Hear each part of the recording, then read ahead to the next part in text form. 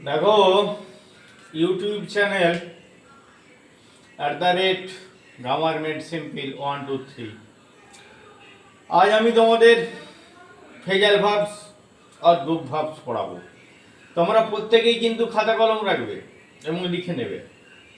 Phrasal verbs, phrasal অর্থাৎ phase, phase শব্দটির অর্থ হলো শব্দ সমষ্টি। তাহলে শব্দ সমষ্টি যদি ফেজ শব্দটির অর্থ হয় তাহলে কি হচ্ছে, তাহলে যে ভার্বগুলি আলোচনা করব সবই শব্দ সমষ্টি, সবই শব্দ সমষ্টিকে নিয়েই আমি আলোচনা করব, তাহাই হলো ফেজাল ভার্ব অর্থাৎ গ্রুপ ভার্ব। এগুলি এমন এক শব্দ সমষ্টি যার মধ্যে একটি ভার্বের পরে একটি প্রিপোজিশন বা অ্যাডভার্বিয়াল পার্টিকেল বসে। অর্থের দিক থেকে সম্পূর্ণ নতুন একটি ভার্বের সৃষ্টি করে। অর্থাৎ এই শব্দ সমষ্টির মধ্যে একটি ভার্ব আসবে, বোঝা গেল? ভার্ব একটি আসবে, ওই ভার্বের পরে পরেই একটি প্রিপোজিশন বা ওটা অ্যাডভার্বিয়াল পার্টিকেল অর্থাৎ প্রিপোজিশন বসে। এই বসে কি করে, অর্থের দিক থেকে সম্পূর্ণ একেবারে আলাদা নতুন একটি ভার্বের সৃষ্টি করে।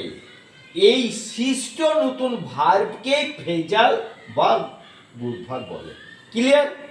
তাহলে ফেজাল আর গ্রুপ ভার্বটা প্রত্যেককেই জানতে হয় A to Z, এবং তোমরা আজকে জেনে নিলে।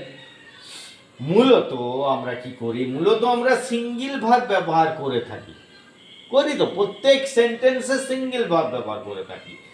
অনেক আছে সিঙ্গেল ভার্ব, আমি এক্সাম্পল দিচ্ছি, call, come, go, see, sleep, run, bake, get ইত্যাদি ইত্যাদি। কিন্তু ইংরেজিতে বিশেষ অর্থ প্রকাশ করার জন্য এই ধরনের সিঙ্গেল ভার্বের সঙ্গেই in, at, with, out, away, up, to প্রভৃতি মানে অনেক আছে আরো, এই প্রভৃতি প্রিপোজিশন বা অ্যাডভার্বিয়াল পার্টিকেল যোগ করা হয়। এক্সাম্পল দিলেই এটা ক্লিয়ার হয়ে যাবে। আমি এক্সাম্পল দিচ্ছি গোটা চারেক। ডাক্তার ডেকে আনা হয়েছিল, পাস্টে ঘটে গেছে, ওটা ডেকে আনা হয়েছিল। দ্য ডক্টর ওয়াজ, এই পর্যন্ত ক্লিয়ার হলো। তাহলে ডেকে আনা কল্ড ইন হলো, ডেকে আনা হয়েছিল, ডেকে আনার অর্থ এখানে কি প্রকাশ হলো, কল্ড ইন। আমি আমার বাবাকে ডাকলাম, তাহলে আই কল্ড মাই ফাদার। তাকে অভিনন্দন জানাবার জন্য আমরা দাসমশাইয়ের সঙ্গে দেখা করতে গিয়েছিলাম বা দেখা করেছিলাম। তাহলে দাসমশাইয়ের বাড়িতে গিয়েছিলাম, তাকে দেখা করতে, তার সাথে দেখা করতে, দাসমশাইয়ের সাথে।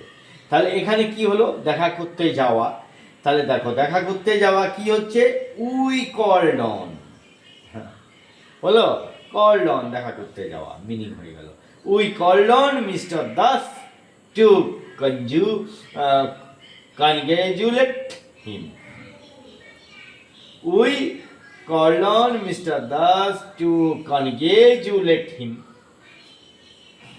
আগামীকালে সভা নাকচ করা হয়েছে, এটা সভা হওয়ার কথা ছিল, নাকচ করা হয়েছে। তাহলে নাকচ, টুমোরোজ মিটিং, আগামীকালের সভা, has been called off, cancelled, যেটাকে বলা হয় ক্যান্সেল, এখানে দেখো কল্ড অফ, ফেজাল ভার্ব।